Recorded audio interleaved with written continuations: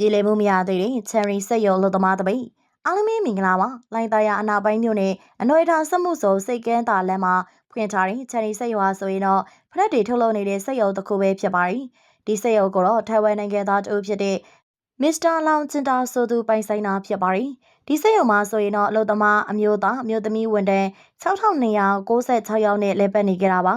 မေလ14ရက်နေ့ကနေစတင်ပြီးတော့ချယ်ရီစက်ရုံလုပ်သမားတွေဟာလောက်ခလစာတိုးမြင့်ပေးဖို့အတွက်စက်ရုံဝင်းထဲမှာဆန္ဒပြတောင်းဆိုခဲ့ကြပါတယ်။အလုပ်သမားတွေဘက်ကလောအားကတိုးမြင့်ပေးဖို့အတွက်အချက်လေးချက်နဲ့တောင်းဆိုဆန္ဒပြခဲ့တာဖြစ်ပါတယ်။လက်ရှိစက်ရုံလုပ်သမားတွေကတရက်လောအားက9200နဲ့ထောက်ပံ့ကြေး2000စုစုပေါင်းတရက်ကို9200ကျပ်သားရရှိတာဖြစ်ပါတယ်။ဒါကြောင့်အလုပ်သမားတွေတရက်လောအားခ12000ကျပ်တီတိုးမြင့်ပေးရေးနဲ့အချိန်ပိုကြေး1650ကိုလည်း2000ကျပ်သို့တိုးမြင့်ပေးရေးဆန္ဒပြတောင်းဆိုခဲ့တာဖြစ်ပါတယ်။ဂျားထဲမှာလူသမားကိုယ်စားလှယ်အဖွဲ့နဲ့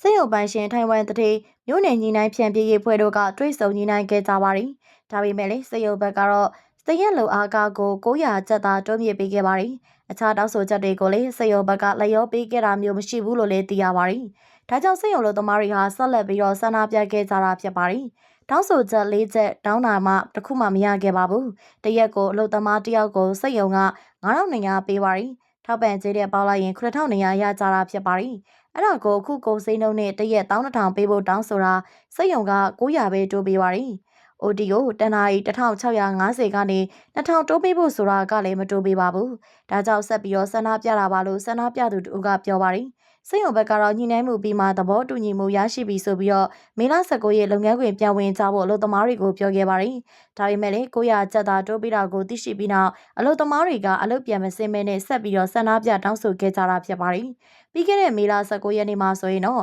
ချယ်ရီစက်ရုံကိုအလုပ်သမားဝင်ကြီးဌာနရဲ့ဒုတိယဝင်ကြီးရောက်လာခဲ့ပါတယ်။ဒုဝန်ကြီးကအလုပ်သမားတွေရဲ့ပြဿနာကိုလာရောက်ဖြေရှင်းခဲ့တယ်ဆိုပေမဲ့လည်းနောက်ဆုံးမှာတော့အလုပ်သမားတွေကိုလုပ်ငန်းခွင်ပြန်ဝင်ဖို့သာတိုက်တွန်းသွားခဲ့တာဖြစ်ပါတယ်။ဒါပေမဲ့လက်ရှိချိန်ထိတော့ချယ်ရီစက်ရုံရဲ့အလုပ်သမားတပိတ်ဟာအဆုံးသတ်သွားခြင်းမရှိသေးပါဘူး။အလုပ်သမားတွေဟာသူတို့တောင်းဆိုချက်တိုင်းမရမချင်းဆက်လက်ပြီးတော့ဆန္ဒပြနေကြပါတယ်။မေလ20ရက်နေ့မနက်ပိုင်းထိလေစက်ရုံအလုပ်သမားတွေဆက်ပြီးတော့ဆန္ဒပြနေကြပါတယ်။စက်ရုံတစ်ဝိုက်မှာလုံခြုံရေးတပ်ဖွဲ့တွေတိုးမြင့်ထားခဲ့တာကိုလည်းတွေ့ရတယ်လို့မျက်မြင်တွေ့သူထံကနေလည်းသိရပါတယ်။ကြည့်ရှုအားပေးခဲ့ကြတဲ့အတွက်အားလုံးကိုကျေးဇူးတင်ပါတယ်။နောက်နေ့ဒီမှာလည်းစိတ်ဝင်စားစရာကောင်းတဲ့ခုလိုကြောင်းရာရီနဲ့တူပြန်လာခဲ့ပါအောင်မယ်ရှင်။ဒီနေ့ရောလောက်နဲ့ပဲနှုတ်ဆက်ခဲ့ကြပါမယ်။အားပေးနှုတ်ဆက်ခဲ့ကြတဲ့ပရိသတ်တယောက်ချစ်စီတိုင်းလည်းကိုယ်စိတ်နှလုံးရှင်လန်းချမ်းမြေ့ပါစေကြောင်းကျမတို့ရဲ့ပေလေးကနေပြီးတော့ဆုတောင်းမြတ်တာစကားလေးလက်ဆောင်ပါလိုက်ပြစေနော်။